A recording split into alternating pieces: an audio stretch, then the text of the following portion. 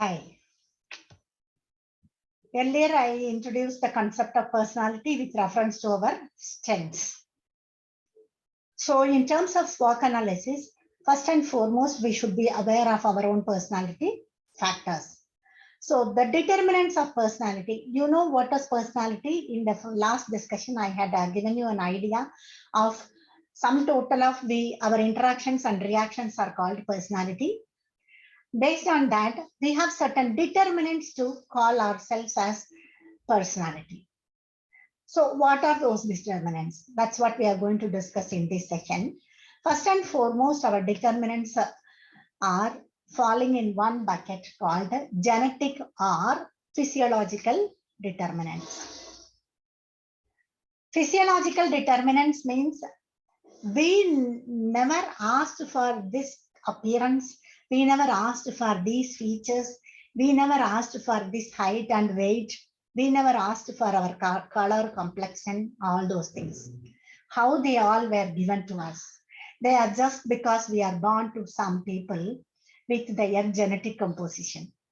So whatever our generations, our father, mother, and their parents, their grandparents, likewise, there are number of generations and their genes are playing on us. That's how we got these features.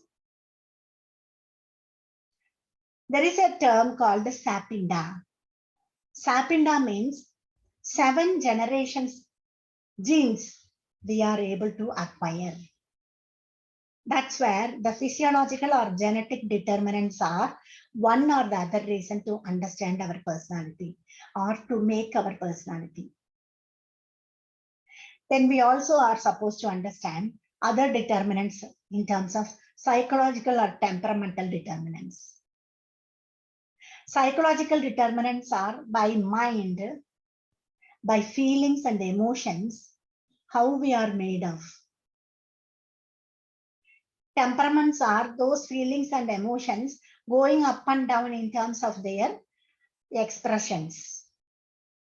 So with these make up what is our personality. So those are determinants of personality. Next determinants come in line are social determinants. Yeah, we have biologically certain features, we have temperamentally or psychologically some features. With these two features, how do we get along in the society? How do we project ourselves in the society? How do we project ourselves as friends, relatives, colleagues, or a common man in public, in a strange place? All those come in terms of social determinants of our personality. Then comes cultural determinants. Yeah, when we are having our own physiological determinants, psychological determinants, and we are exposed to society, so society comes and contributes something favorable, unfavorable to make our personality. That society has certain things in terms of culture which might define our personalities, do's and don'ts. So those do's and don'ts of the culture, the society, are forming our elements of cultural determinants. So with these 4 determinants only, our personality is made of. So in terms of preparing ourselves for a career, we should be aware of these determinants of our own. So that what can happen?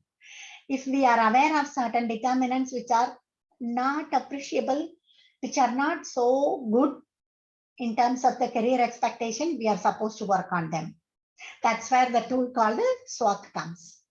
Strengths, weaknesses, opportunities, and challenges coming in place when we are able to understand our personality determinants and we find some are positive, some are negative to this particular career. So those negatives have to be worked on.